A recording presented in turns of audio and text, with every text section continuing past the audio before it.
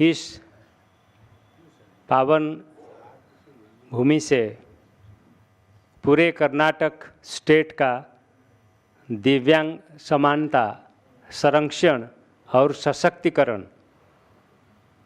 इस 3 विषयों को लेकर के सरकार के साथ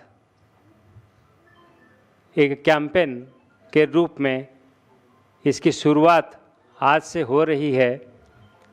ये आपको बताते हुए मुझे बहुत ही खुशी और गर्व की महसूस हो रहा है। कुछ कहने से पहले मंचासीन अतिथि, हमारे बड़ी दीदी और जो भी अतिथिगण यहाँ उपस्थित हैं, उन सबका हमारे माउंट आबू विश्वविद्यालय, जो ईश्वरीय विश्वविद्यालय का मुख्यालय है, इंटरनेशनल हेडक्वार्टर है, उसके तरफ से हमारे जो वरिष्ठ दादियाँ हैं और वरिष्ठ भाई हैं, उन सब के तरफ से, मधुबन तपस्या भूमि के तरफ से आप सबको हार्दिक निमंत्रण देते हुए इस प्रोग्राम में आप पहुँचे। आपको बहुत अपने दिल से धन्यवाद अर्पण करते हैं, क्योंकि ये जो सेवा है, दिव्यांग सेवा, एक प्रकार की ये जिसको कहते हैं माधव सेवा सो मानव सेवा सो माधव सेवा। तो ये दिव्यांगों की जो सेवा करते हैं समाज में, विशेष करके उन आत्माओं को एक समाज सेवी के रूप में कहो, एक महान आत्माओं के रूप में कहो, उनका परिचित होता है, समाज उनको उस नज़र से देखता है, जिसका उदाहरण हमारे सामने मदर टेरेसा, ऐसे अनेक प्रकार के जो सोशल वर्कर्स है हमारे सामने विराजमान हैं। परंतु ना सिर्फ हम उनका सेवा करते हैं, कई सोचते हैं सेवा का अर्थ यह है, कई संस्थाएं हैं जो सोचते हैं सेवा का अर्थ यह है कि हम उनको कुछ अनुदान दे दें, उनके लिए कुछ बना दें, उनके लिए कुछ महीने का खाने की व्यवस्था कर दें। इस प्रकार सेवाओं को मोस्टली सेवा में गिना जाता है।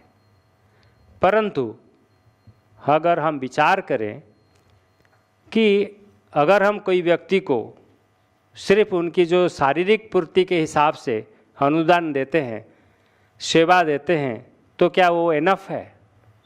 क्योंकि शारीरिक पूर्ति थोड़ी देर के बाद, थोड़ी दिन के बाद ख़त्म हो जाता है, फिर उसकी मांग होती है। परंतु अगर कोई व्यक्ति को, दिव्यांग व्यक्ति हो या कोई भी व्यक्ति को, साधारण व्यक्ति को हो, अगर उनके मनोबल को हम ऊंचा उठा दें, उनके जो मानसिक स्थिति को हम ऊंचा उठा दें, उनको स्वावलंबी बना दें, उनको इतना पावर से एम्पावर करें ताकि वो खुद के लिए सोच सके, खुद अपने पाँव में खड़ा हो सके और वो आत्मनिर्भर हो करके जी सके। तो ये जो सेवा है, सेल्फ इंडिपेंडेंट रहना, इसके लिए चाहिए मनोबल और डिवाइन वैल्यूज एंड वर्च्यूज, दैवी गुण, शक्तियाँ। ये जो सेवा है, ईश्वरीय विश्वविद्यालय आज से 88 ईयर्स पहले 1935-36 से इस सेवा में सेवारत है और इस सेवा का ब्रांचेस 8000 सेंटर्स और around world, 5000 centres in India. So इस प्रकार की जो सेवा होती है, इसमें से बहुत प्रकार की सेवा है, इसमें 20 विंग्स है, हर वर्ग की सेवा होती है, जिसमें ये एक वर्ग अभी नए जोड़ने जा रहा है कि दिव्यांग आत्माओं की सेवा। और दिव्यांग हम किसको कहते हैं? नेचुरली जो हम ये, हमारे मन में ये सोच है, जिसका दृष्टि शक्ति कम है, जिसका श्रवण शक्ति कम है, जिसका बुद्धि का विकास कम है, जिसका कोई अंग हानि हो गया है, इसको हम दिव्यांग कहते हैं। लेकिन क्या ये सच्ची परिभाषा है? आप सोचिए एक बार कि जो देख नहीं पाते हैं, सुन नहीं पाते हैं, बोल नहीं पाते हैं, और हम सब सुन पाते हैं, बोल पाते हैं, देख पाते हैं। अगर हम दोनों को पैरेलल खड़ा करें, कंपेयर करें और ऊपर ईश्वर बैठ के उसका तोले, दोनों के बीच में उनको जो डिफरेंशिएशन हो कंपेयर करें, तो हम देखेंगे उन आत्माओं में ऐसी क्वालिटीज़ है जो हमारे में नहीं है। उन आत्माओं में ऐसे विशेषताएं हैं जो ईश्वर ने दिया है जो हमारे में नहीं है। और हमको जो ईश्वर ने जो शक्ति दी है उसको हम ये जो कर्म इंद्रियों के द्वारा जितना सदुपयोग करना चाहते हैं या करते हैं उससे कई ज़्यादा उसका दुरुपयोग करते हैं। जो ये आंतरिक शक्ति हमको ईश्वर ने दिया है दूसरों के परोपकार के लिए, स्वोन्नति के लिए, विश्व के समाज के लिए सोचने के लिए, वो हमारा शक्ति इस कर्म इंद्रियों के द्वारा ड्रेन आउट हो जाता है, तो वेस्ट हो जाता है। मैं एक प्रश्न आप सबसे पूछना चाहता हूँ, क्या यहाँ कोई एक व्यक्ति ऐसा बैठा है जो कह सके कि मैं आँख के द्वारा आज तक कोई भी ऐसी चीज़ नहीं देखा है जो मेरे मन को प्रभावित किया हो? कोई है? कोई है ऐसे? कोई है ऐसे व्यक्ति जो कह सके कि मेरे कान से मैंने ऐसा कोई शब्द नहीं सुना है जो मेरे मन के शक्ति को ह्रास करता है या नहीं करता हो? या कोई कह सकता है? ऐसा कोई कह सकता है? मैं मुख से ऐसा कोई बात आज तक इसको नहीं बोला है जिसके मन को ठेस नहीं पहुंचाया हो।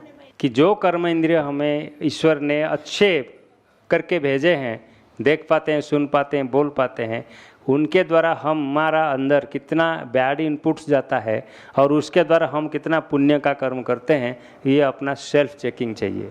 जो दिव्यांग जिसको कहते हैं वो कहते हैं, नॉर्मल शब्द लोग यूज़ करते हैं कि वो तो श्रापित है, ऐसे नॉर्मल लोगों के मुख से सुनने में आता है। लेकिन ये जो शब्द है कितने क्या कहेंगे इसका, तो कोई इसको जो नेगेटिव व्याख्या दें ऐसा कोई है शब्द भी नहीं है, उसको क्या कहा जाए? ಹಾಗೆ ನೋಡೋದಾದ್ರೆ ಸಾಮಾನ್ಯವಾಗಿ ಜನ ವಿಕಲಚೇತನರನ್ನ ಶ್ರಾಪಿತರು ಅಂತ ಹೇಳ್ತಾರೆ. ಆದರೆ ಇದೊಂದು ನಕಾರಾತ್ಮಕ ಶಬ್ದ, ಅವರು ಶಾಪಿತರೇನಲ್ಲ. ईश्वर एक्चुअली ईश्वर ने उनको ये जो जन्म दिया है वरदानी जन्म दिया है. It is not a curse, it is a blessing. ಈಶ್ವರ ಅವರಿಗೆ ಒಂದು ದಿವ್ಯವಾದ ಜನ್ಮವನ್ನು ಕೊಟ್ಟಿದ್ದಾರೆ. ಅದು ಅಭಿಶಾಪವಲ್ಲ, ಅದೊಂದು ವರದಾನ. क्यों? कि अगर हम ईश्वर से कुछ प्राप्त करना चाहते हैं, मंदिर जाते हैं या अपने आराध्य को हम पूजा करते हैं, साधना करते हैं, तो आँख को बंद करते हैं और ऐसा साइलेंस एरिया में जाके बैठे हैं जो उसको कुछ सुनाई नहीं दे और एकदम मन की मौन और मुख की मौन भी धारण करते हैं. ಯಾಕೆಂದರೆ ಸಾಮಾನ್ಯವಾಗಿ ನಾವು ಮಂದಿರಗಳಿಗೆ ಹೋದಾಗ ಈಶ್ವರನಲ್ಲಿ ಪ್ರಾರ್ಥನೆ ಸಲ್ಲಿಸೋದಕ್ಕೆ ಕಣ್ಣುಗಳನ್ನ ಮುಚ್ಚಿ ಕೂತ್ಕೊಳ್ತೀವಿ. ಹಾಗೆ ಕಿವಿಗಳಿಗೂ ಏನೂ ಶಬ್ದ ಕೇಳದೇ ಇರೋ ಹಾಗೆ ಜೊತೆಗೆ ಬಾಯಿಂದ ಮೌನವನ್ನು ಧಾರಣೆ ಮಾಡಿ प्रार्थना सल्लिसबेको. ये सब कर्म इंद्रियों को जब हम इंट्रोवर्ट करते हैं, अंदर के तरफ ले जाते हैं, तब हमारा मन एकाग्र होता है और हम मन और बुद्धि से परमात्मा की सानिध्य को उपलब्धि कर सकते हैं, अनुभव कर सकते हैं. ಯಾವಾಗ ನಾವು ಈ ಇಂದ್ರಿಯಗಳನ್ನು ಒಳಮುಖಿಯನ್ನಾಗಿ ಮಾಡ್ಕೊಳ್ತೀವಿ ಆಗ ಮಾತ್ರ ಪರಮಾತ್ಮನ ಸಾನ್ನಿಧ್ಯದ ಅನುಭೂತಿ ಮಾಡೋದಕ್ಕೆ ಸಾಧ್ಯ. परंतु इन आत्माएं जो दिव्य आत्माएं हैं जिसकी ये सारे अंग डिवाइन है अर्थात दिव्य है, और ईश्वर ने इनको इस जन्म में, इस तपस्वी जन्म में, संगम युग में या कलयुग के अंत में ये सारी शक्तियाँ दे के यहाँ भेजा है कि इस जन्म में तुमको ये बाहर की दुनिया को कुछ देखना नहीं है, क्योंकि दुनिया में कोई सार ही नहीं. ಹಾಗೂ ಈ ವಿಕಲಚೇತನರಿಗೆ ಪರಮಾತ್ಮ ವಿಶೇಷವಾದ ವರದಾನನ ಕೊಟ್ಟು ಕಳಿಸಿದ್ದಾರೆ. ನೀನು ಈ ಪ್ರಪಂಚದ್ದೇನು ನೋಡೋ ಅವಶ್ಯಕತೆನೇ ಇಲ್ಲ, ಯಾಕೆಂದರೆ ಈ ಕಲಿಯುಗಿ ಜಗತ್ತಲ್ಲಿ ನೋಡೋದಕ್ಕೆ ಯೋಗ್ಯವಾದಂಥ ವಸ್ತು ಏನೂ ಇಲ್ಲವೇ ಇಲ್ಲ. दूसरा कि इस कलयुगी दुनिया से तुमको कुछ सुनना भी नहीं है. क्यों सुनोगे?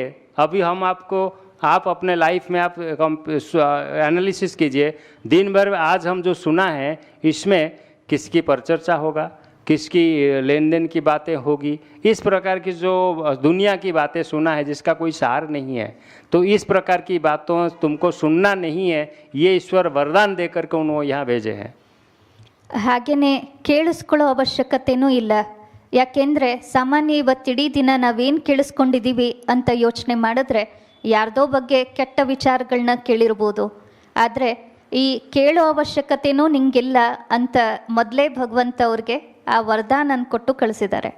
तो इन कर्म इंद्रियों से हमारी शक्तियाँ लेस होता जा रहा है और इन कर्म इंद्रियों के द्वारा इन दिव्य आत्माओं का और ये जो दिव्यांग आत्माओं के, जिस अंग ये दिव्यांग इसलिए कहा है कि इनके अंग दिव्य है, क्योंकि इन कर्म इंद्रियों से इनका इस जन्म में कोई भी कर्म नहीं हो रहा है, इसीलिए वो दिव्यांग है।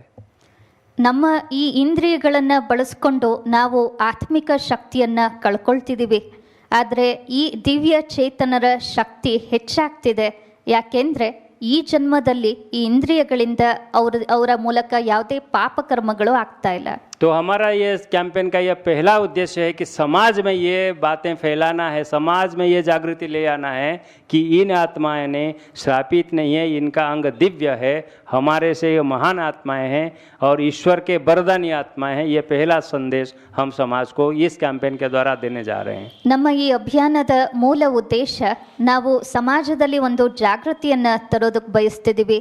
ಈ ವಿಕಲ ಚೇತನರು ಅಥವಾ ದಿವ್ಯ ಚೇತನರು ಇವರು ಶಾಪಿತರಲ್ಲ, ಪರಮಾತ್ಮನಿಂದ ವಿಶೇಷ ವರದಾನವನ್ನ ಪಡೆದಿರೋರು. दूसरा है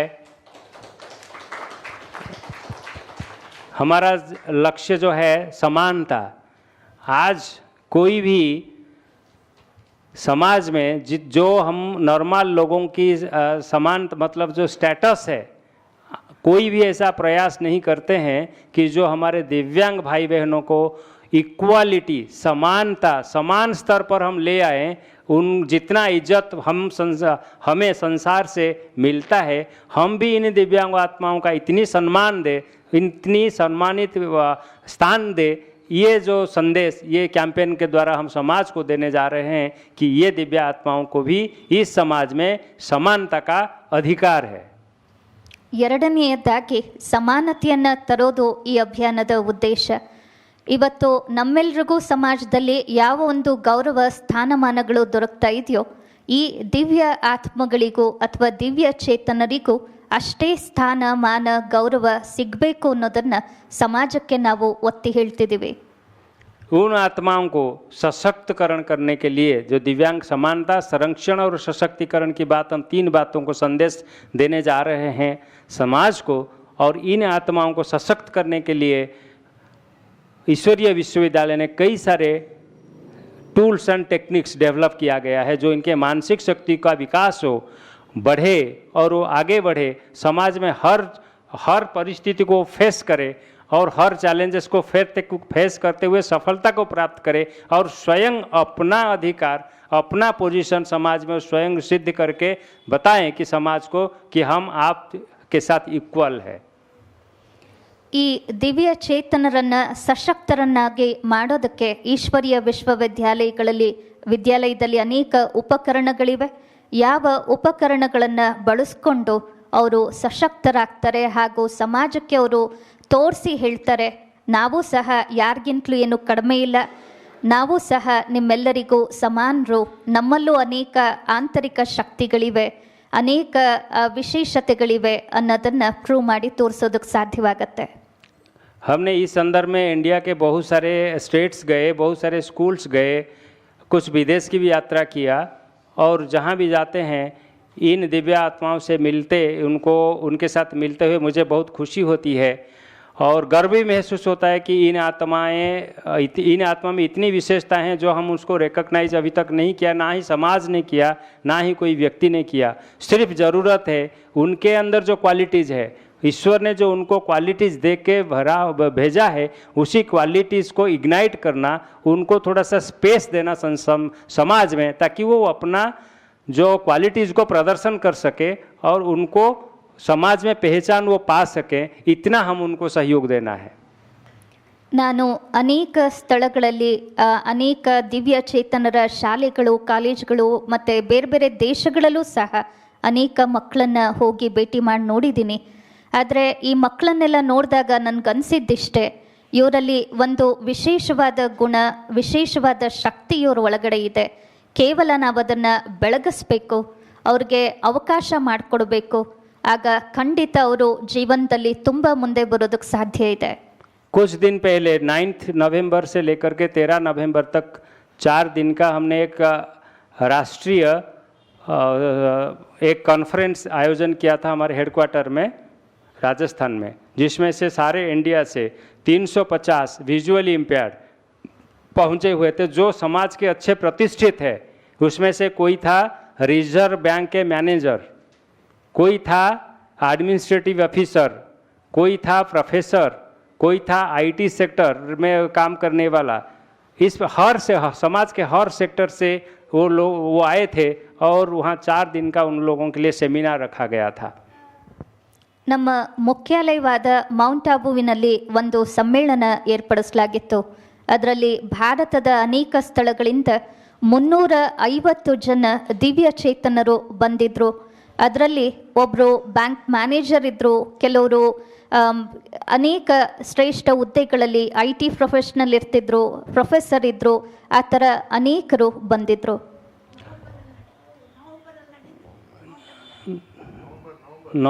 नवंबर ತಿಂಗಳಲ್ಲಿ ನಡೆದಿತ್ತು. आगे भी हम टाइम टू टाइम इस प्रकार का सेमिनार ऑर्गेनाइज करते रहेंगे और इसका डिमांड भी है।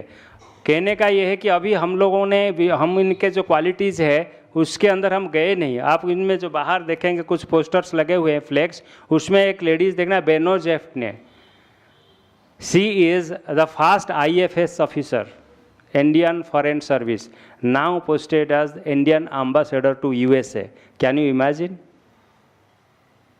एक लेडी, ब्लाइंड लेडी, बचपन से IFS ऑफिसर हो करके इंडियन एम्बेसडर टू USA है। एक ब्लाइंड लेडी, सोच सकते हैं? ಇಲ್ಲಿ ಹೊರಗಡೆ ಕೆಲವು ಪೋಸ್ಟರ್ಗಳನ್ನ ಹಾಕಿದೆ. ಅದರಲ್ಲಿ ಒಬ್ಬಳು ಮಹಿಳೆಯ ಚಿತ್ರ ಇದೆ. ಆಕೆ ಕಣ್ಣು ಕಾಣಿಸೋದಿಲ್ಲ, ಆದರೆ ನೀವು ಕಲ್ಪನೆ ಮಾಡ್ಕೊಳ್ಳೋದಕ್ಕೆ ಸಾಧ್ಯನಾ? ಅವರು ಇಂಡಿಯನ್ ಅಂಬಾಸಿಡರ್ US-ನಲ್ಲಿ, IFS ऑफिसर। दूसरा एक पोस्टर लगी है प्रांजल पटेल, वो है उल्लासनगर की, महाराष्ट्र की, now as a collector district magistrate in Shahdara district of Delhi. ಮತ್ತೊಬ್ಬ ಮಹಿಳೆಯ ಚಿತ್ರ ಅಲ್ಲಿದೆ. ಅವರು ಡಿಸ್ಟ್ರಿಕ್ಟ್ ಮ್ಯಾಜಿಸ್ಟ್ರೇಟರ್ ಆಗಿ ಕೆಲಸ ಮಾಡ್ತಿದ್ದಾರೆ ಡೆಲ್ಲಿಯ ಬಳಿ. ತಾವು ಇದನ್ನ ಕಲ್ಪನೆ ಮಾಡ್ಕೊಳ್ಳೋದಕ್ಕೆ ಸಾಧ್ಯನಾ? हर सेक्टर में IAS, IFS, बैंक मैनेजर्स, इसमें इस हमारे प्रोग्राम में 30 आए थे प्रोबेशनरी ऑफिसर्स, बैंक के प्रोबेशनरी ऑफिसर्स, कोई कनाडा बैंक का, कोई इलाहाबाद बैंक का, अलग अलग बैंक के 30 प्रोबेशनरी ऑफिसर्स आए थे। ಈ ನವೆಂಬರ್ ತಿಂಗಳಲ್ಲಿ ಏನು ಕಾರ್ಯಕ್ರಮ ನಡೀತು ಅದರಲ್ಲಿ 30 ಜನರು ಬ್ಯಾಂಕ್ನ ಅಫಿಷಿಯಲ್ಸ್ ಇದ್ದರು. ಕೆಲವರು ಕರ್ನಾಟಕದ ಬ್ಯಾಂಕ್ನಲ್ಲಿ, ಇನ್ನು ಬೇರೆ ಬೇರೆ ಬ್ಯಾಂಕ್ಗಳಲ್ಲಿ. वो समय चला गया जिसको हम जो समय में सोचते थे कि ब्लाइंड का और कुछ राह नहीं है, वो रास्ते के बाजू में खड़े रहेगा और हम उनको अनुदान दे करके सोचेंगे कि आज हमने बहुत बड़ा पुण्य किया। ये समय चला गया है। टेक्नोलॉजी उनको बहुत आगे ले गया है और वो आज समाज में बहुत आगे हैं, वो अपना पोजीशन सिद्ध कर चुके हैं। ಇದುವರೆಗೂ ನಾವು ಯೋಚನೆ ಮಾಡ್ತಿದ್ವಿ ವಿಕಲಚೇತನರು ಅಂದರೆ ಅವರು ರಸ್ತೆ ಪಕ್ಕದಲ್ಲಿರ್ತಾರೆ, ಅವರು ನಮ್ಮ ಸಮಾನ ನಿಲ್ಲೋದಕ್ಕೆ ಸಾಧ್ಯ ಇಲ್ಲ, ಅವ್ರಿಗೆ ನಾವೇನೋ ಅನುದಾನ ಕೊಟ್ಬಿಟ್ಟು ಮುಂದೆ ಹೋಗ್ತಿರ್ತೀವಿ ಅಂತ. ಆದರೆ ಇವತ್ತು ಆ ವಿಚಾರ ಸುಳ್ಳಾಗಿದೆ. ಇವತ್ತು ಅನೇಕ ಒಳ್ಳೆಯ ಹುದ್ದೆಗಳಲ್ಲಿ ಅವರೆಲ್ಲ ಇದ್ದಾರೆ. इस प्रकार से हमने ये 3 जो कैटेगरीज बोला, VI, HI एंड NMR, इन लोगों के लिए टूल्स एंड टेक्निक्स डेवलप करके कैंपेन में हम इसको लेके जा रहे हैं। हर एक स्कूल में उसको डेमोन्स्ट्रेट करेंगे। बच्चों को, टीचर्स को, उनके स्टाफ्स को, उनके मैनेजमेंट कमेटी, उनको जो अनुदान देने वाले वो, उनके माता पिता, इस हिसाब से अगर देखा जाए 170 स्कूल हम अभी जाएंगे ये कैंपेन को लेकर के पूरे कर्नाटक में। लगभग 35,000, मोर देन 35,000 लोगों की इसके द्वारा संदेश मिलेगा और इन आत्माओं को समाज में अपना जो समानता का स्थान मिलेगा। ಕರ್ನಾಟಕದ 170 ಶಾಲೆಗಳಿಗೆ ನಾವು ಭೇಟಿ ನೀಡಲಿದ್ದೀವಿ. ಸುಮಾರು 3,500 ದಿವ್ಯ ಚೇತನರಿಗೆ ಈ ಒಂದು ಆಧ್ಯಾತ್ಮಿಕ ಸಂದೇಶ ಸಿಗತ್ತೆ ಹಾಗೂ ಅವರ ಆಂತರಿಕವಾಗಿ ಸಶಕ್ತೀಕರಣವಾಗತ್ತೆ, ಜೊತೆಗೆ ಸಮಾನತೆಯ ಹಕ್ಕು ಅವರಿಗೂ ಸಿಗುತ್ತೆ. आप ये हमारा ये बहुत सौभाग्य है कि दीदी के आशीर्वाद से, आप लोगों की शुभ भावनाओं से पहला कैंपेन हम मैसूर से कल सवेरे रवाना करने जा रहे हैं, जिसका लॉन्चिंग प्रोग्राम में आप आए हो। तो ये धरती से जाता है, तो ये आपको बताते हुए मुझे भी खुशी हो रही है और आप लोगों की शुभभावना, स्नेह और प्यार हमको यहाँ खींच लाया और पहला यात्रा हम यहाँ से शुरू कर रहे हैं। ಹಾಗೂ ಇದು ನಮ್ಮ ನಿಮ್ಮೆಲ್ಲರ ಸೌಭಾಗ್ಯ. ಈ ಕಾರ್ಯಕ್ರಮದ ಅಭಿಯಾನವನ್ನು ನಾವು ಮೈಸೂರಿನಿಂದ ಶುರು ಮಾಡ್ತಿದ್ದೀವಿ. ಜೊತೆಗೆ ನಮ್ಮ ಹಿರಿಯ ಸಹೋದರಿಯವರ ಆಶೀರ್ವಾದ ಈ ಕಾರ್ಯಕ್ರಮಕ್ಕಿದೆ ಹಾಗೂ ತಮ್ಮೆಲ್ಲರ ಸ್ನೇಹ ಪ್ರೀತಿ ಈ ಅಭಿಯಾನಕ್ಕೆ ದೊರೀತಾ ಇದೆ. पूरे कर्नाटक में हमने 4 डिवीज़न किया है. दूसरा हमारा अभियान 11 तारीख लॉन्चिंग होगा हुबली जोन से और वो आगे बढ़ेगा. 4 दिसंबर वर्ल्ड ब्रेल डे, उसमें हम शुरू करने जा रहे हैं बेंगलुरु से. और 4 जनवरी एंड 8 जनवरी बेलगावी और बेलगांव एंड गुलबर्गा, ऐसे 4 टीम बन करके पूरे कर्नाटक को दिसंबर और जनवरी 2 महीने में हम कवर करने जा रहे हैं. इसके लिए आप लोगों की आशीर्वाद, शुभभावनाएं, दुआएं चाहिए. ಕರ್ನಾಟಕದಲ್ಲಿ 4 ವಿಭಾಗಗಳನ್ನು ಮಾಡ್ಕೊಂಡಿದ್ದೀವಿ. ಮೈಸೂರು, ಬೆಂಗಳೂರು, ಹುಬ್ಳಿ ಮತ್ತು ಗುಲ್ಬರ್ಗ, ಬೆಳಗಾಂ ಆ ರೀತಿ. ನಂತರ ಹುಬ್ಳಿಯಿಂದ ಈ ಅಭಿಯಾನ 11ನೇ ತಾರೀಕು ಹೊರಡುತ್ತೆ. ಜೊತೆಗೆ ಜನವರಿ ತಿಂಗಳಲ್ಲಿ ಇದು ಹುಬ್ಳಿ, ಬೆಳಗಾವ್ ಮತ್ತು ಗುಲ್ಬರ್ಗ ಹಾಗೆ ಬೆಂಗಳೂರಿನಲ್ಲಿ ಈ ರೀತಿ ಈ ಜನವರಿ ತಿಂಗಳವರೆಗೂ ಪೂರ್ಣ ಕರ್ನಾಟಕವನ್ನು 4 ಬೇರೆ ಬೇರೆ ಗುಂಪುಗಳಲ್ಲಿ ನಾವು ಕವರ್ ಮಾಡ್ತಿದ್ದೀವಿ. एक संदेश में दे करके मेरा वक्तव्य समाप्त करता हूँ कि जो भी आज यहाँ बैठे हैं, हम सबका एक का यह कर्तव्य है कि दिव्यांग लोगों को देखते हुए उनके प्रति समानता और सम्मानजनक भावना ले आना, उस हिसाब से बिहेव करना, दूसरों को एक को 10 100 लोगों को जागृत करना. इस बारे में ये आपका सपोर्ट और आपका सहयोग लेते हुए हम आगे बढ़ेंगे. आप लोगों की शुभकामनाएं, शुभ भावनाएं हमारे साथ है. आशा और विश्वास है. आपको बहुत बहुत धन्यवाद. ओम शांति. ಈ ಕರ್ನಾಟಕ ರಾಜ್ಯದ ಸೇವಾ ಅಭಿಯಾನ ಆರಂಭ ಆಗ್ತಾ ಇರೋವಂಥ ಸುಸಂದರ್ಭದಲ್ಲಿ ಈಗ ತಾನೇ ನಮ್ಮ MLA ಅಣ್ಣವರು, ವಾಸವಣ್ಣವರು ಮತ್ತು ನಮ್ಮ ಸತೀಶ್ ಗೌಡಣ್ಣವರು ಆ ವಿಭಾಗದಲ್ಲೇ ಸೇವೆಯನ್ನು ಹಗಲಿರುಳು ಸಲ್ಲಿಸ್ತಾ ಇರುವಂಥ ಮಹಾನ್ ವ್ಯಕ್ತಿ, ಜೊತೆಯಲ್ಲಿ ರಮೇಶ್ ಅಣ್ಣವರು ಅವ್ರ ಜೀವನದಲ್ಲಿ ಈ ಒಂದು ಅನುಭವವನ್ನು ಪಡೆದಿರುವಂಥವ್ರು, ಜೊತೆಯಲ್ಲಿ ನಮ್ಮ ಸೂರ್ಯಮಣಿ ಅಣ್ಣವರು ಇಡೀ ವಿಶ್ವದ ಆತ್ಮಗಳ ಕಲ್ಯಾಣಕ್ಕೆ ಹಗಲಿರುಳು ಶ್ರಮಿಸ್ತಾ ಇರುವಂಥವ್ರು. ಇವರ ಈ ಒಂದು ಸಭೆಯಲ್ಲಿ ತಾವೆಲ್ಲರೂ ಕೂಡ ಇವತ್ತು ಯಾರೆಲ್ಲ ಬಂದಿದ್ದೀರಿ ನಮ್ಮ ದಿವ್ಯಾಂಗ ಚೇತನ ಆತ್ಮಗಳು, ಅವರಿಗೆಲ್ಲ ನಾನು ಶುಭಾಶಯನ ನೀಡ್ತೇನೆ.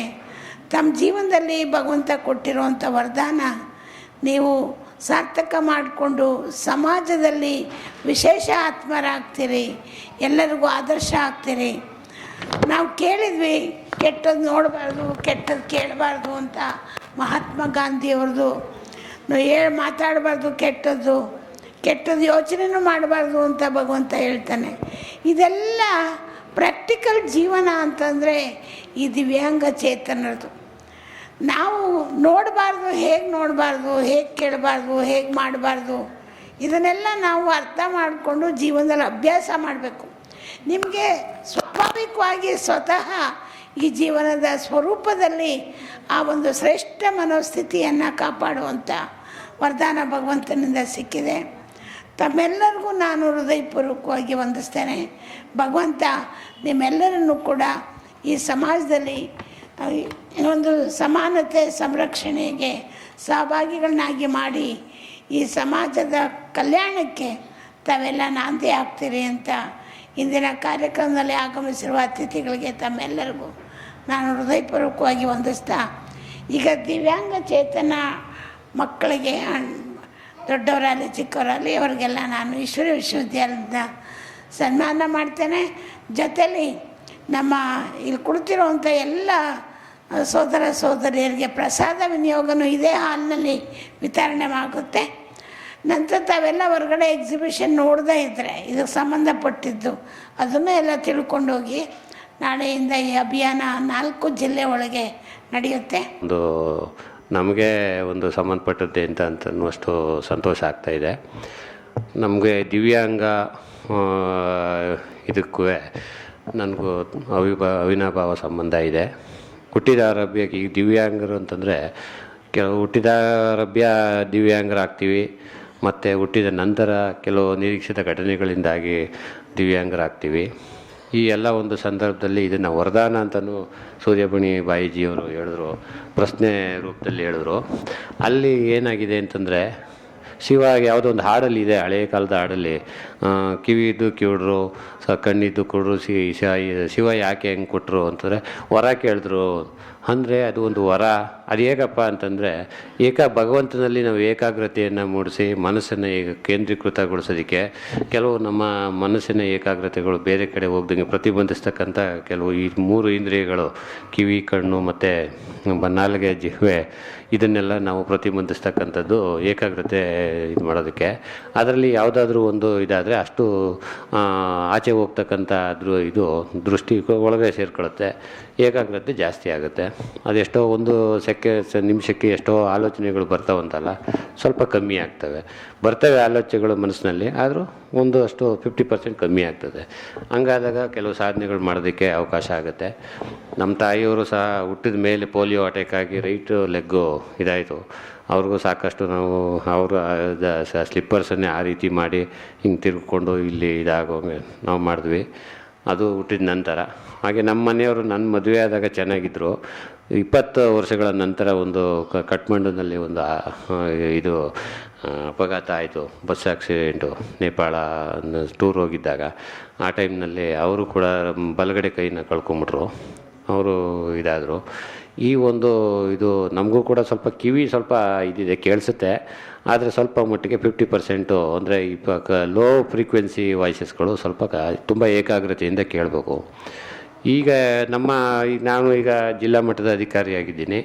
ಅಲ್ಲಿ ನಮ್ಮ ಇದರಲ್ಲಿ ಕಚೇರಿ 2ನೇ ಫ್ಲೋರಲ್ಲಿದೆ. ನಮ್ಮ ಬಿಲ್ಡಿಂಗ್ ದೊಡ್ಡದಾದರೂ ಕೆಳಗಡೆ ಇರ್ತಕ್ಕಂಥ ಫ್ಲೋರಲ್ಲಿ ತಾಲೂಕು ಮಟ್ಟದ ಕಚೇರಿಗಳು, ಮೇಲ್ಗಡೆ ನಮ್ಮದು ಜಿಲ್ಲೆ ಮಟ್ಟದ್ದು. ಅದಕ್ಕೆ ಇದಿಲ್ಲ, ರ್ಯಾಂಪ್ ಇಲ್ಲ ಮತ್ತು ಲಿಫ್ಟ್ ಇಲ್ಲ.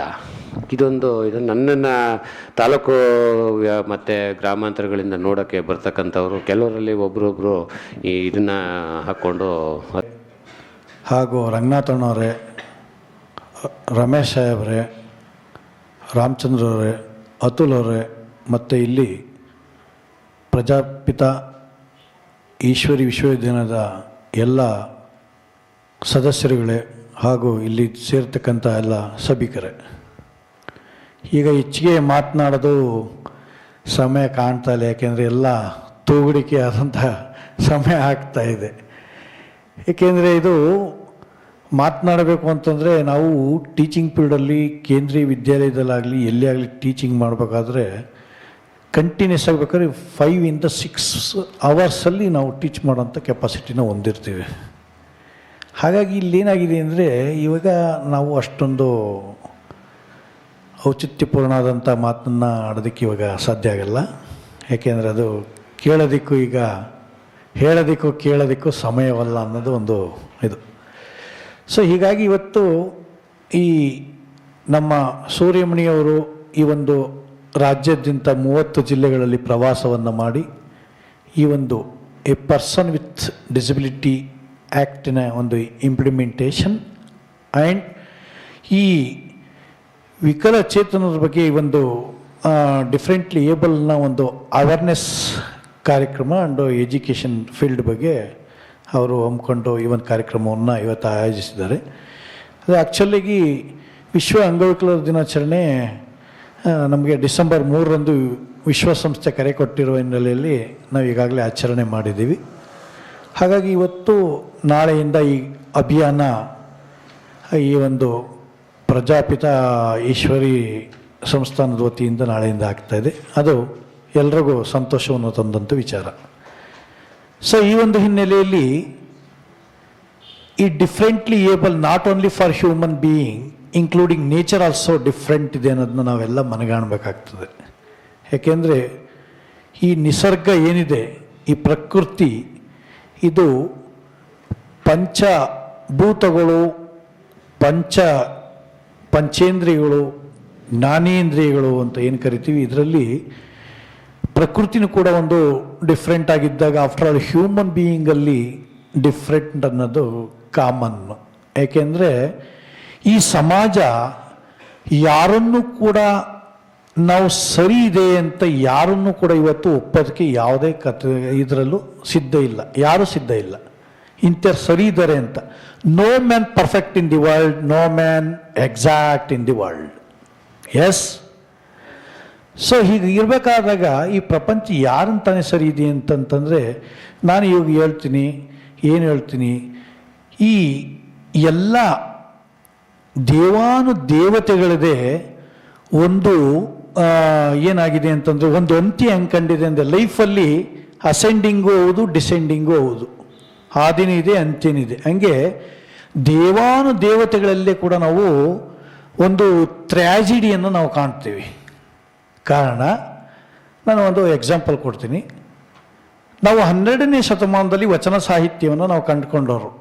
ಅವಾಗ ಬಸವಣ್ಣವರಿದ್ದರು, ಅಕ್ಕಮಹಾದೇವರಿದ್ದರು, ಅಲ್ಲಮ್ಮ ಪ್ರಭು ಇದ್ದರು, ಎಲ್ಲ ಇದ್ದರು. ಆಗ ಬಸವಣ್ಣವರ 32 ಸಿದ್ಧಾಂತವನ್ನು ಅವರ ಜೀವಿತಾವಧಿಯಲ್ಲಿ ನಾವು ಒಪ್ಪಲಿಲ್ಲ. ಎಲ್ಲ ಬಸವಣ್ಣವ್ರನ್ನ ಹಾಗೆ ಹೀಗೆ ಅಂತೆಲ್ಲ ಹೀನಾಮಾನವಾಗಿ ಟೀಕಿಸಿ ಅವ್ರನ್ನೆಲ್ಲ ಕಳ್ಳರು ಕಾಕರೆ ಅಂತೆಲ್ಲ ಮಾಡಿ ಅವ್ರನ್ನ ಒಂದು ದುರಂತದ ಒಂದು ಲೈಫ್ನಲ್ಲಿ ಅಂತ್ಯ ಕಂಡ್ವಿ. ಈಗ ಅವ್ರ ಸಿದ್ಧಾಂತವನ್ನು ಅವ್ರನ್ನ ನಾವು ಪೂಜಿಸಿ ಪೂಜ್ಯ ಭಾವದಿಂದ ಕಾಣ್ತಾ ಇದ್ದೀವಿ.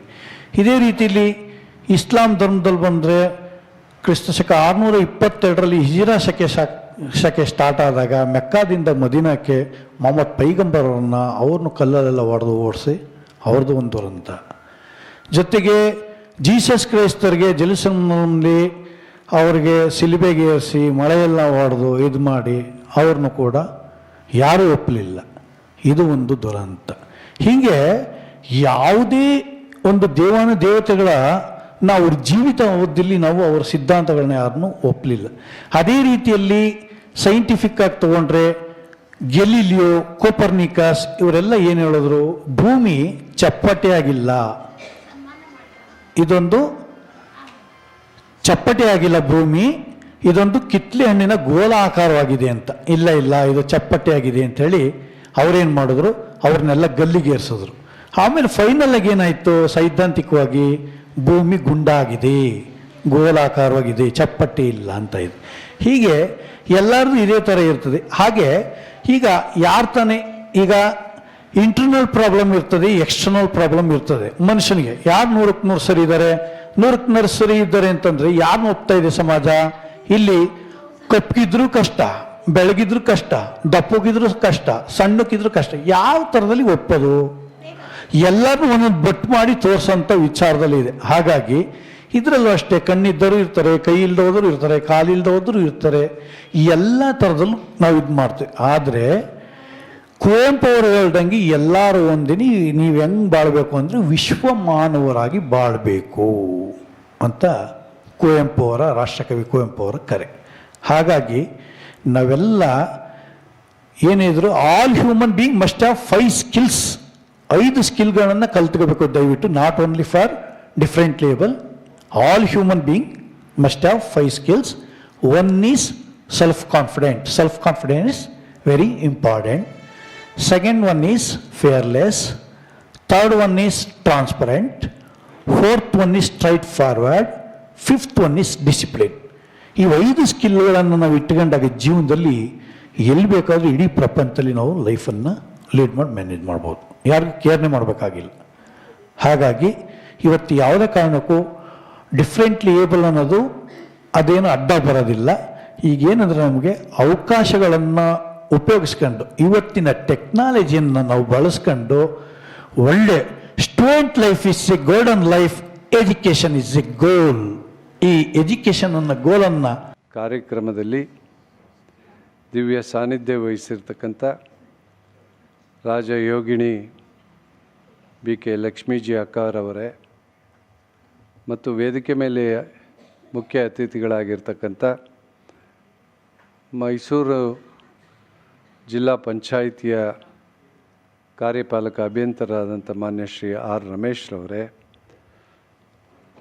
ಅಂಧ ಮಕ್ಕಳ ಸರ್ಕಾರಿ ಶಾಲೆಯ ಅಧೀಕ್ಷರು, ನನ್ನ ಆತ್ಮೀಯರು, ಭಾಳ ವರ್ಷಗಳ ಹಿಂದೆ ಪರಿಚಯ ಇರ್ತಕ್ಕಂಥ ಅವರು ನನ್ನ ಮಕ್ಕಳ ಹೆಸರನ್ನು ಜ್ಞಾಪಕ ಇಟ್ಕೊಂಡಿದ್ದಾರೆ.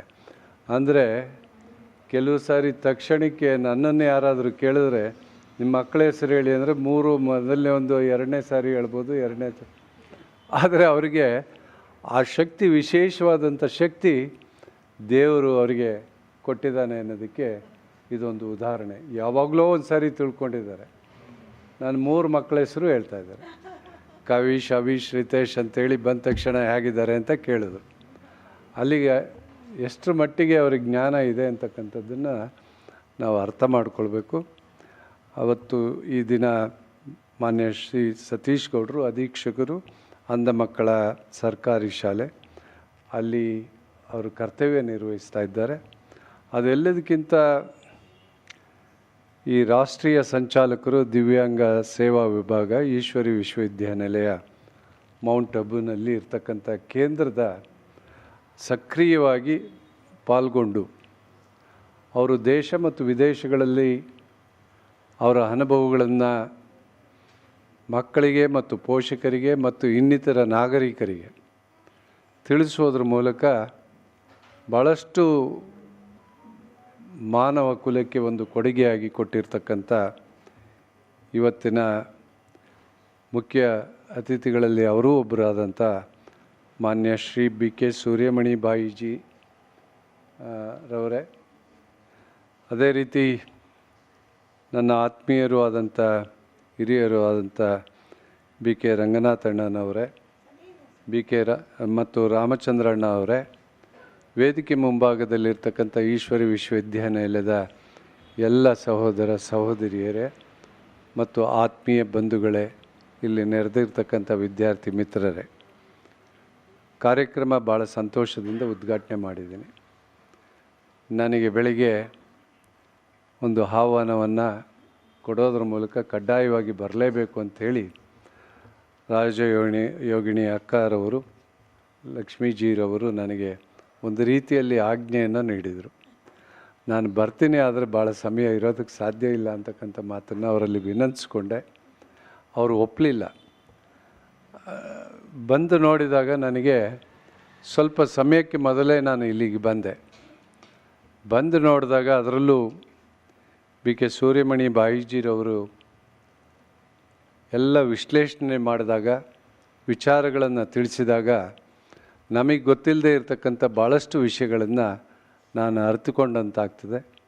ಅದರಿಂದ ನಾನು ಆಭಾರಿಯಾಗಿದ್ದೇನೆ. ಈ ಕಾರ್ಯಕ್ರಮದ ಏರ್ಪಾಡು ಮಾಡಿರ್ತಕ್ಕಂಥ ಈಶ್ವರಿ ವಿಶ್ವವಿದ್ಯಾನಿಲಯದ ಎಲ್ಲ ಗೌರವಾನ್ವಿತ ಸಹೋದರ ಸಹೋದರಿಗೆ ಆಭಾರಿಯಾಗಿದ್ದೇನೆ ಅಂತಕ್ಕಂಥ ಮಾತನ್ನು ಹೇಳಿದರು. ನಾನು ಅಲ್ಪ ತಿಳ್ಕೊಂಡಿದ್ದೀನಿ. ಭಾಳ ಹಿಂದೆಯಿಂದನೂ ನನಗೆ ನಿಕಟ ಸಂಪರ್ಕ ಇದೆ. ನಾನು ಮೈಸೂರಿನ ಅಂಧ ಮಕ್ಕಳ ಶಾಲೆಯಲ್ಲಿ ಭಾಳಷ್ಟು ಸಾರಿ ನಾನು ನನ್ನ ಬರ್ತ್ಡೇ ಕಾರ್ಯಕ್ರಮವನ್ನು ಅಲ್ಲಿ ಮಾಡಿಕೊಳ್ತಿದ್ದೆ. ಆ ಸಂದರ್ಭದಲ್ಲಿ ಭಾಳಷ್ಟು ಸಾರಿ ಅಲ್ಲಿನ ಮಕ್ಕಳ ಅವರ ಪ್ರತಿಭೆ ನೋಡಿ, ಆ ಮಕ್ಕಳಿಗಿರ್ತಕ್ಕಂಥ ಪ್ರತಿಭೆಯನ್ನು ಸ್ಫೂರ್ತಿ ಮತ್ತು ಪ್ರೋತ್ಸಾಹ ಕೊಟ್ಟಿದ್ದೆ. ಆದರೆ ಅವರು ಯಾವುದೇ ರೀತಿಯಲ್ಲಿ ನಮ್ಮ ದೃಷ್ಟಿಯಲ್ಲಿ ಅವರಿಗೆ ಅಂಗಊನ ಇದೆ, ವಿಕಲತೆ ಇದೆ ಅಂತಕ್ಕಂಥ ಭಾವನೆ ನಮ್ಮಲ್ಲಿದೆ. ಆದರೆ ಅವರಿಗೆ ಸ್ವಾವಲಂಬಿಗಳಾಗಿ ಸ್ವಾಭಿಮಾನದ ಬದುಕನ್ನು ಕಟ್ಟಿಕೊಳ್ಳೋದಕ್ಕೆ ಒಂದು ರೀತಿಯ ಸಾಮಾಜಿಕವಾದಂಥ ಪ್ರೋತ್ಸಾಹ ಕೊಟ್ಟದ್ದೇ ಆದರೆ ಬಹುಶಃ ನಮಗಿಂತ ಮಿಗಿಲಾಗಿ ಅವರ ಪ್ರತಿಭೆಯನ್ನು ಹರಳೋದಕ್ಕೆ ಮತ್ತು ಸಮಾಜಕ್ಕೆ, ರಾಷ್ಟ್ರಕ್ಕೆ ಒಂದು ದೊಡ್ಡ ಕೊಡುಗೆ ಕೊಡಲಿಕ್ಕೆ ಅವಕಾಶ ಆಗ್ತದೆ ಅಂತಕ್ಕಂಥ ಮಾತನ್ನು ಬಿ ಕೆ ಸೂರ್ಯಮಣಿ ಬಾಯಿಜಿರವರು ಆ ಒಂದು ಉದಾಹರಣೆ ಮೂಲಕ ಕೊಟ್ಟಿದ್ದಾರೆ. IAS, IPS, IRS ಮತ್ತು ಈ ಥರ IFS, ಇಂಡಿಯನ್ ಫಾರಿನ್ ಸರ್ವಿಸ್ ಬೇರೆ, ಇಂಡಿಯನ್ ಫಾರೆಸ್ಟ್ ಸರ್ವಿಸ್ ಬೇರೆ. ಇಂಡಿಯನ್ ಫಾರಿನ್ ಸರ್ವಿಸ್ ಅಂದ ತಕ್ಷಣ ಅವರು ವಿದೇಶಗಳಲ್ಲಿ ಇರ್ತಕ್ಕಂಥ ನಮ್ಮ ರಾಯಭಾರಿ ಕಚೇರಿಗಳಲ್ಲೇ ಅವರಿಗೆ ಉನ್ನತವಾದಂಥ ಹುದ್ದೆ ಸಿಗ್ತದೆ. IASಗಿಂತ ಮೇಲಿನ ದರ್ಜೆಯಲ್ಲಿ ಅವರಿಗೆ ಅಂಕ ಗಳಿಸಿದವರಿಗೆ ಮಾತ್ರ ಆ ಹುದ್ದೆ ದೊರಕ್ತದೆ. ಬಹುಶಃ ಪ್ರಪಂಚದ ಎಲ್ಲ ರಾಯಭಾರಿ ಕಚೇರಿಗಳಲ್ಲಿ ದೊಡ್ಡ ದೊಡ್ಡ ಹುದ್ದೆಗಳನ್ನು ಭಾರತ ದೇಶದ ಪ್ರತಿನಿಧಿಯಾಗಿ ಪ್ರತಿನಿಧಿಸ್ತಕ್ಕಂಥ ಮತ್ತು ಜವಾಬ್ದಾರಿಯುತವಾದಂಥ ಕರ್ತವ್ಯನ ನಿರ್ವಹಿಸ್ತಕ್ಕಂಥ ಒಂದು ದೊಡ್ಡ ಹುದ್ದೆ ಪಡೆದುಕೊಂಡಿದ್ದಾರೆ ಅಂತ ಹೇಳಿದ್ರೆ ನಾವು ಎಲ್ಲೋ ನಮ್ಮನ್ನು ನಾವು ಮರ್ತಿದ್ದೇವೆ ಅಂತಕ್ಕಂಥದ್ದನ್ನು ಒಪ್ಕೊಳ್ಬೇಕಾಗ್ತದೆ. ನಮಗೆ ಎಲ್ಲ ಚೆನ್ನಾಗಿದೆ ಅಂತ ನಾವು ತಿಳ್ಕೊಂಡಿದ್ದೀವಿ. ನಮಗಿಂತ ಚೆನ್ನಾಗಿರ್ತಕ್ಕಂಥ ವಿಶೇಷವಾದಂಥ ಗುಣಗಳನ್ನು ಅವರಲ್ಲಿ ಇದೆ ಅನ್ನೋದನ್ನು ನಾವು ಖಂಡಿತವಾಗಿ ಒಪ್ಕೊಳ್ಬೇಕಾಗ್ತದೆ.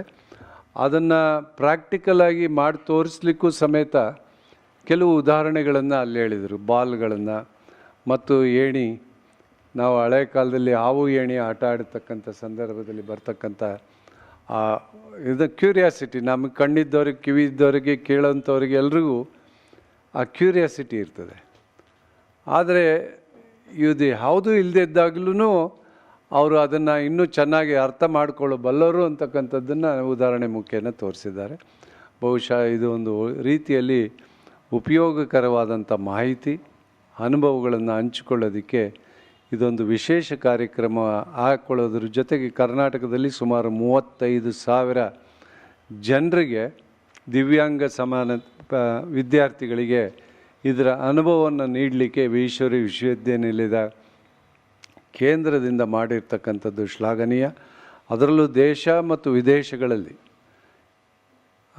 ಈಶ್ವರಿ ವಿಶ್ವವಿದ್ಯಾನಿಲಯದ ವತಿಯಿಂದ ಈ ರೀತಿಯ ಕಾರ್ಯಕ್ರಮ, ನಾನು ಆಗಲೇ ನಮ್ಮ ಸತೀಶ್ ಗೌಡ್ರು ಕೇಳಿದೆ, ನಮಗೆ ಗೊತ್ತಿದ್ದಂಗೆ ಮೊದಲೆಲ್ಲ ಯಾರಪ್ಪ ಇದನ್ನು ಕಂಡಿದ್ರು, ಇವರ ಲಿಪಿ ಯಾರು ಕಂಡಿದ್ರು ಅಂದರೆ ಲೂಯಿ ಬ್ರೈಲ್ ಅಂತೇಳಿ ನಮಗೆಲ್ಲ ತಿಳ್ಕೊಂಡಿದ್ದು. ಅದಕ್ಕಿಂತ ಮುಂದೆ ಹೋಗಿ ಇವತ್ತು ಈ ವಿಜ್ಞಾನಗಳನ್ನು, ಈ ಕಲೆಗಳನ್ನು, ಈ ಅನುಭವಗಳನ್ನು, ಈ ಮಾಹಿತಿಗಳನ್ನು ಸಂಗ್ರಹಿಸೋದ್ರ ಮೂಲಕ ಈಶ್ವರಿ ವಿಶ್ವವಿದ್ಯಾನಿಲಯ ಒಂದು ಉಪಕಾರವನ್ನು ಮಾಡಿದೆ. ಇದು ಸಮಾಜಕ್ಕೆ ಒಂದು ರೀತಿಯ ಮಾಹಿತಿ. ಇಲ್ಲಿ ಯಾರು ದಿವ್ಯಾಂಗ ವಿದ್ಯಾರ್ಥಿಗಳಿದ್ದಾರೆ ಅಥವಾ ವಿಶೇಷ ವಿಕಲಚೇತನದ ಮಕ್ಕಳಿದ್ದಾರೆ, ಅವರು ಚೆನ್ನಾಗಿ ಅರ್ಥ ಮಾಡ್ಕೊಂಡಿದ್ದಾರೆ. ಅವರು ನಮಗಿಂತ ಚೆನ್ನಾಗಿ ಹೋಗ್ತಾರೆ. ನಾನು ಇಲ್ಲಿ ಬರಬೇಕಾದ್ರೆ ನಮಗೆ ಸ್ವಲ್ಪ ಕಾಲೆಲ್ಲರೂ ಏಟು ಬೀಳ್ತದೆ ಅಂತೇಳಿ ನಾನು ಭಾಳ ಸೂಕ್ಷ್ಮವಾಗಿ ಬಂದೆ. ಆದರೆ ಇವರು ನನಗಿಂತ ಅತಿ ಸೂಕ್ಷ್ಮಮತಿಗಳಾಗಿರ್ತಾರೆ.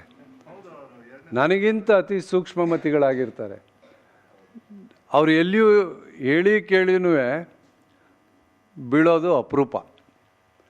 ನಾವು ಆಗಲೂ ನೋಡಿದ ಬಾವಿಗೆ ರಾತ್ರಿ ಬೀಳ್ತೀವಿ.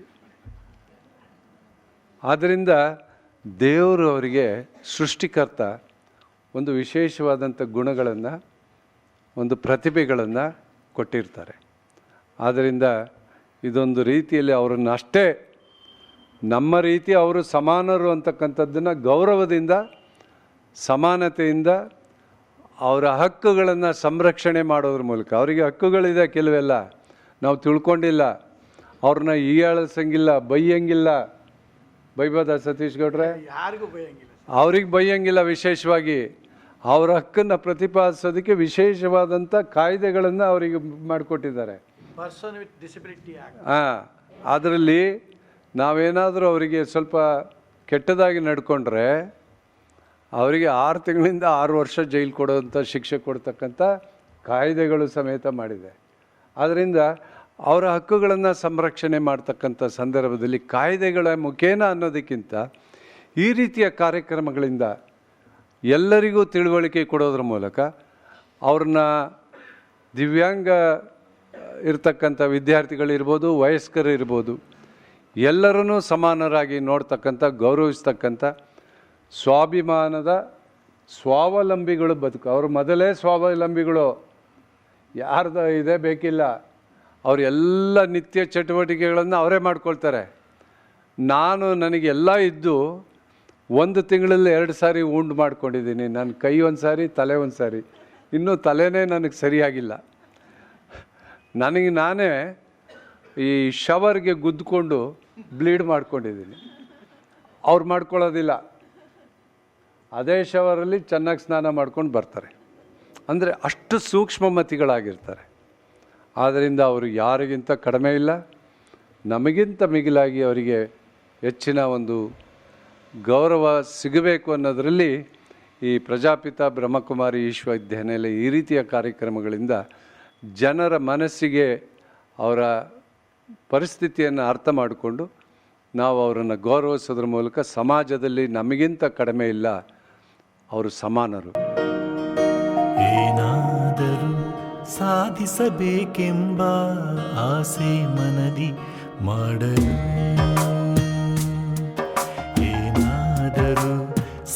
ಸಾಧಿಸಬೇಕೆಂಬ ಆಸೆ ಮನದಿ ಮಾಡಲು